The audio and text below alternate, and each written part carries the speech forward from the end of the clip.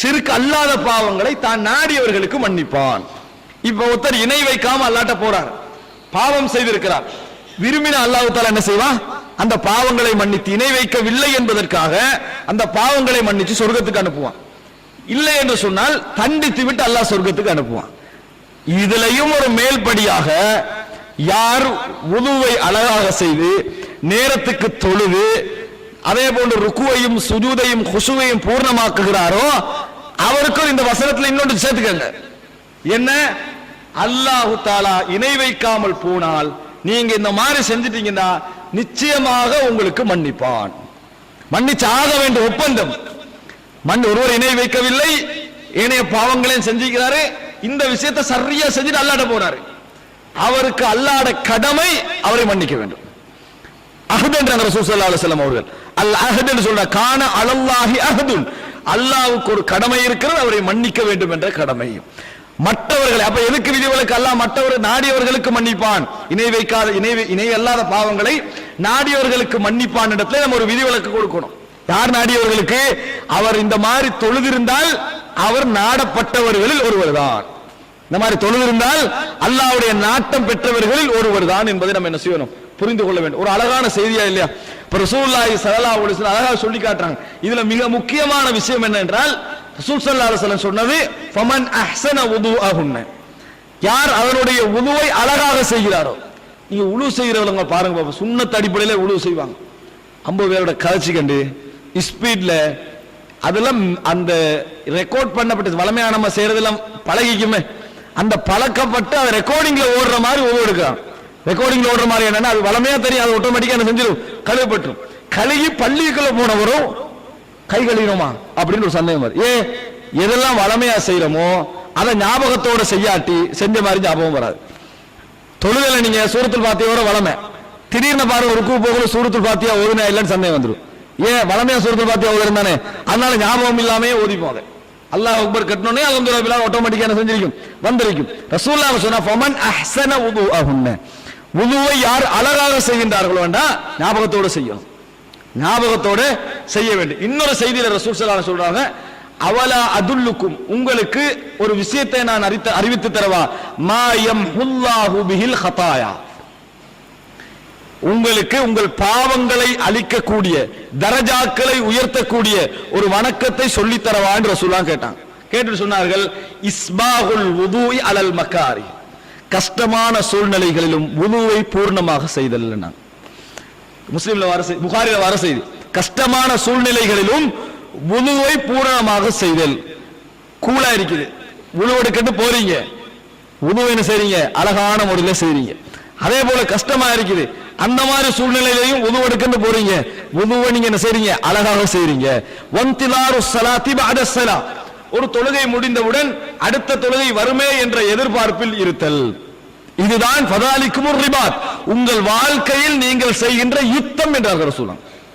உங்களோட வாழ்க்கையில் நீங்கள் செய்கின்ற யுத்தம் என்று ரசூலுல்லாஹி ஸல்லல்லாஹு அலைஹி வஸல்லம் சொல்லி காட்டுகிறார்கள். அப்ப அன்புள்ள சகோதரர், வமன் அஹ்ஸன வுதுஅஹுன்ன, யார் வுதுவை அழகாக செய்து வஸல்லாஹுன்ன லிவக்திஹின்ன, அதை உரிய நேரத்தில் தொழுகிறார்களோ. ஜிப்ரீல் அலைஹிஸ்ஸலாம் ரசூல் ஸல்லல்லாஹு அலைஹி வஸல்லம் அவர்களுக்கு தொழுகை கடமையாக்கப்பட்ட பின்னால ஒரே நாள்ல 5 முறை இறங்குறாங்க. ஒரே நாள்ல 5 முறை இறங்குறாங்க. எப்படி? சுபஹுக்கு இறங்கினாங்க ஜிப்ரீல் அலைஹிஸ்ஸலாம், ரசூல் ஸல்லல்லாஹு அலைஹி வஸல்லம் அவங்களுக்கு தொழுகை காட்டினாங்க, இதான் சுபஹுடைய நேரம் என்றாங்க, போயிட்டாங்க. லுஹருக்கு இறங்கினாங்க, லுஹருடைய ஆரம்ப வக்துக்கு வந்து தொழுகை காட்டினாங்க, போயிட்டாங்க. அஸருக்கு இறங்கினாங்க, அஸருடைய ஆரம்ப வக்த தொழுகை காட்டினாங்க, போயிட்டாங்க. மக்ரிப் அப்படியே, இஷாவுக்கு அப்படியே தொழுகை காட்டினாங்க. இன்னொரு நாள் ஜிப்ரீல் அலைஹிஸ்ஸலாம் இறங்குறாங்க, வந்து சுபஹுக்கு அதே நேரத்தை தொழுகை காட்டினாங்க. லுஹருக்கு அஸருடைய ஆரம்பத்துக்கு முந்தி, லுஹருடைய கடைசி நேரம் இருக்குது, அப்ப தொழுகை காட்டினாங்க.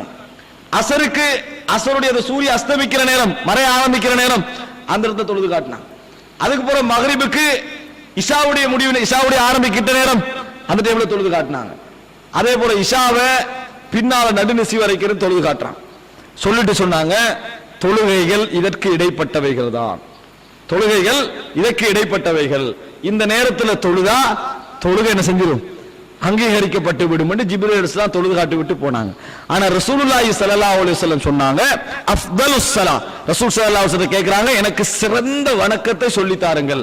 ரசூல் ஸல்லல்லாஹு அலைஹி வஸல்லம் சொன்னா ஸலாத்து அலா வக்திஹா, உரிய நேரத்திற்கு தொழுதல். அப்படின்னா என்ன, அவ்வளவு ஆரம்பத்தில் என்ன செய்யறது, தொழுது விடுதல் என்று ரசூலுல்லாஹி ஸல்லல்லாஹு அலைஹி வஸல்லம் அவர்கள் சொல்லி காட்டினார்கள். அன்புள்ள சகோதரர்களே, எனவே நான்காவதா புரிந்து கொள்ள வேண்டிய அந்த ஹதீஸ்ல ரசூலுல்லாஹி ஸல்லல்லாஹு அலைஹி வஸல்லம் சொல்லி காட்டுறாங்க, யார் வுதுவை அழகாக செய்து உரிய நேரத்துக்கு தொழுகிறார், வ அத்தம்ம ருகூஅஹுன்ன வ சுஜூதஹுன்ன, யார் ருக்குவையும் சுஜூதையும் பரிபூர்ணமாக செய்கின்றார்களோ.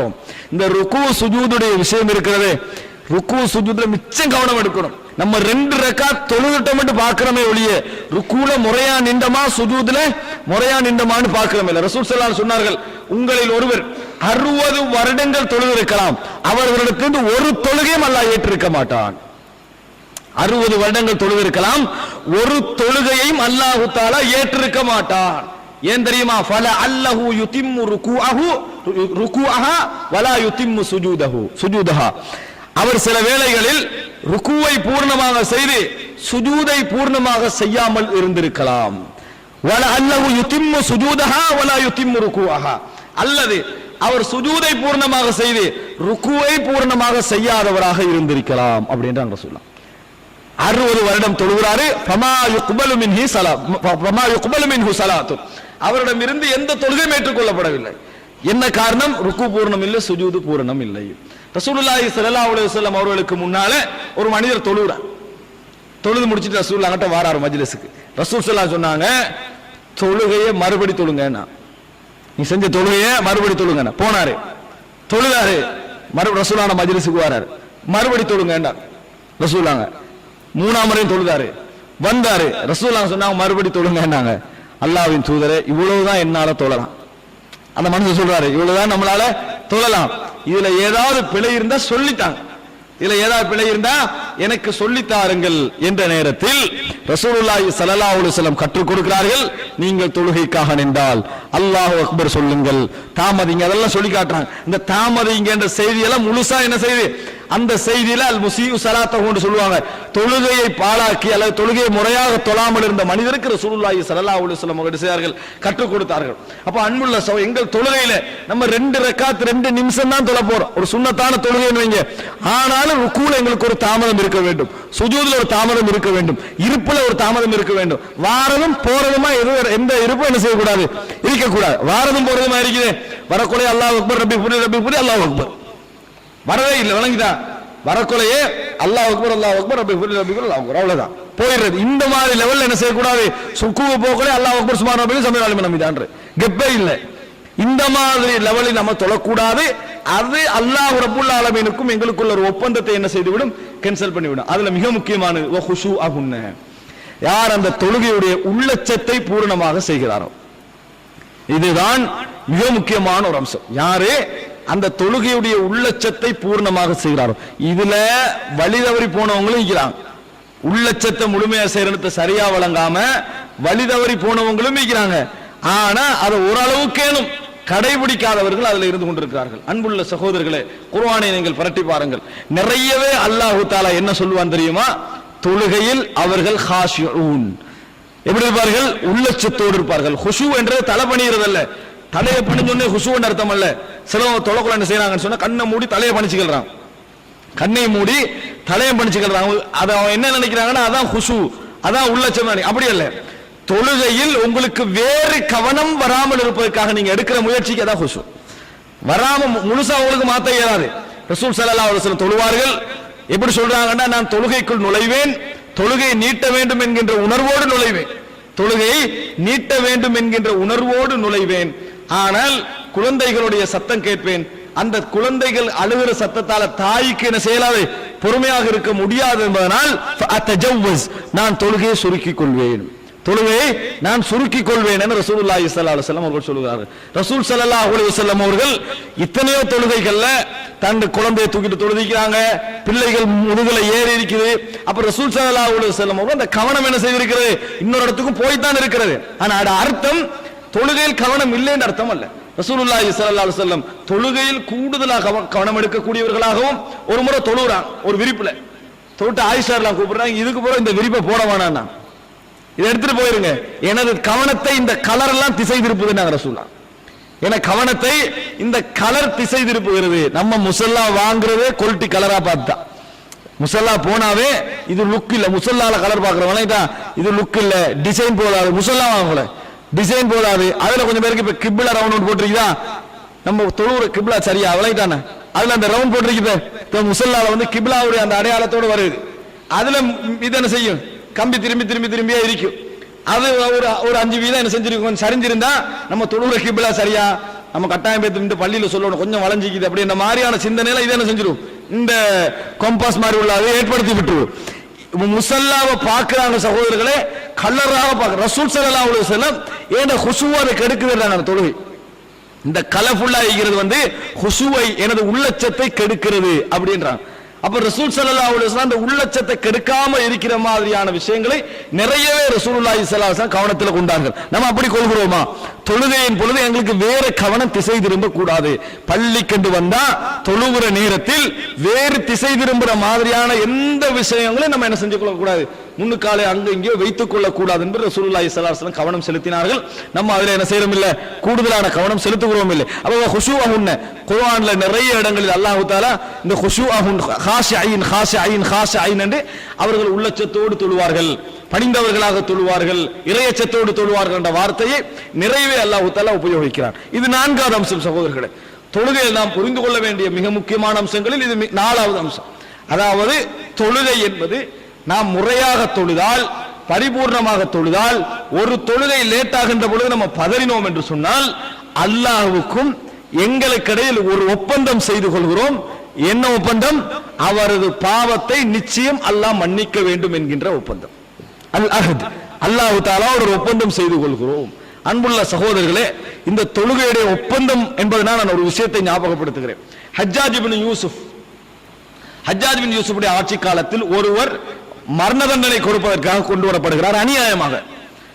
ஆனா ஆட்சியாளருடைய ஓர்டர் அடிப்படையில் உமர் இப்னுல் கத்தாபுடைய மகனுடைய மகன் ஆசிம் இப்னு அப்துல்லா இப்னு உமர் இப்னுல் கத்தாப், உமர் இப்னு கத்தாபுடைய பேரன் ஆசிம், அப்துல்லா இப்னு உமருடைய மகன், அவர் இருக்கிறார் ஹஜ்ஜாஜ் இப்னு யூசுஃப் மஜ்லிஸ்ல. அப்ப அவர் சொல்றாரு, நீங்க வெட்டுங்க அவர் என்றார். மரண தண்டனை கொடுக்க சொல்றார். இப்போ ஒரு வாளை எடுக்கிறாரு. ஹஜ்ஜாஜ் இப்னு யூசுஃப் வெட்ட சொல்றது அநியாயம் என்று அவருக்கு தெரியும். ஆனா வெட்டாமல் இருப்பதற்கா அவர் என்ன மரண தண்டனை என்ன செய்வாரு, அவருக்கு என்ன செஞ்சுவாரு, வெட்ட ஏழாண்டாரே அவனை வெட்டி விடுவார். இந்த பயத்துல ஆசிம் என்ன செய்றாரு, எழும்புறாரு. எழும்பி போய் எவருக்கு மரண தண்டனை கொடுக்கணுமோ அவர்கிட்ட கேட்கிறாரு, ரீசன் தேடுறாரு. அந்த ரீசனை பாருங்க, எவ்வளவு அழகான ஒரு ரீசன். நம்மளுக்கு அந்த ரீசன் சிந்தனைக்கு வருமாறு பாருங்க. கேட்கிறாரு, அசல்லைத்த சுபஹ மஅ ஜமாஅ, இன்றைய தினம் சுபஹை நீங்க ஜமாத்தோடு தொழுவீர்களான்னு கேட்டார். அந்த மனிதர்கிட்ட கேட்கிறார். அவர் ஆம் என்றார். உடனே வாளை தூக்கி வீசினார் ஆசிம். வாளை தூக்கி வீசி சொன்னாரு, என் தந்தை ரசூலுல்லாஹி ஸல்லல்லாஹு அலைஹி வஸல்லம் சொன்னதாக சொல்ல நான் கேட்டிருக்கிறேன். யார் சுபஹ் தொழுகையை ஜமாஅத்தோடு நிறைவேற்றுகிறாரோ அவருக்கு அந்த நபர் அல்லாஹ்வுடைய பாதுகாப்பில் இருக்கிறார். யாராவது அல்லாஹ்வுடைய பாதுகாப்பில் கையடித்தால், அவரில் கையடித்தால் அல்லாஹ்வுடைய பாதுகாப்புக்கு எதிராக கையடிக்கிறார். அல்லாஹ்வுக்கு எதிராக நீங்க என்ன செய்ய வேண்டாம், எந்த ஒரு விஷயத்திலும் ஈடுபட்டு விட வேண்டாம். ஃபலா துஃபிருல்லாஹ ஃபீ திம்மத்திஹி என்று ரசூல் ஸல்லல்லாஹு அலைஹி வஸல்லம் சொல்கிறார்கள். அதை சொல்லி வாழ வீசினார். அதை சொல்லி என்ன செஞ்சாரு, அல்லாஹ்வுடைய பாதுகாப்புல இருக்கிற ஒருவரை நான் கையடிக்க விரும்பவில்லை அப்படின்றார். ஹஜ்ஜாஜ் இப்னு யூசுஃபுக்கு எதுவும் சொல்ல முடியாத இடத்தில் ஒரு பதிலை சொன்னார்கள் ஆசிம். ஹஜ்ஜாஜ் இப்னு யூசுஃப், அதாவது அன்றைய ஆட்சியாளர்கள் என்னதான் கொடுமை செஞ்சிட்டாலும் மார்க்கம் என்று பகிரங்கமாக காட்டப்படுற இடங்களை கஷ்டப்பட்டாங்க, மாறு செய்யறது கஷ்டப்பட்டாங்க. இங்க ஆசிம் என்ன சொன்னாரு, ஜமாத்தாக சுபஹ் தொழுவர் இறைவனுடைய திம்மத்தில் இருக்க, ஃபீ திம்மத்தில்லா, அல்லாஹ்வுடைய திம்மத்தில் இருக்க. ஃபலா யத்லுபன்னகுமுல்லாஹு ஃபீ திம்மத்திஹி, அல்லாஹ் தஆலா அவனுக்கு கொடுத்த பாதுகாப்பில் உங்களை தேட வழி வைத்து விடாதீர்கள். அப்படியே என்ன, உங்களுக்குரிய எதிராக நடப்பதற்கு நீங்கள் வழி வைத்து விடாதீர்கள். ரசூல் ஸல்லல்லாஹு அலைஹி வஸல்லம் சொல்ல கேட்டிருக்கிறேன். எனது தந்தை அப்துல்லா இப்னு உமர் சொன்னார், நான் வெட்ட மாட்டேன்னு சொன்னார். யாரு? அப்துல்லா இப்னு உமருடைய மகன் ஆசிம். அப்ப தொழுகை என்பது ஒரு ஒப்பந்தம், இறைவனோடு நம்ம செய்து கொள்கின்ற ஒரு மிகப்பெரிய ஒப்பந்தம். அது ஒரு செக்யூரிட்டி. இதெல்லாம் வார்த்தைக்கு ரசூலுல்லாஹ் சொல்லல. நம்ம சுபஹ் ஜமாத்தோட தொழுகிறோமா, எங்களோட வாழ்க்கையோட ஒரு இபாதத்துக்கெல்லாம் தொழுகையோடு சம்பந்தப்பட்டிருக்கிறதா, அது இறைவனோடு சம்பந்தப்பட்ட ஒரு விஷயம். அன்புள்ள சகோதரர்களே, இது 4. 5வது என்ன தெரியுமா, இந்த தொழுகை என்பது இறைவனுக்கும் உங்களுக்கும் இடையில் உள்ள ஒரு தொடர்பாடல் இடத்தை நம்ம புரிஞ்சுக்கொள்ளணும் சகோதரர்களே. இங்கதான் தூய்மை,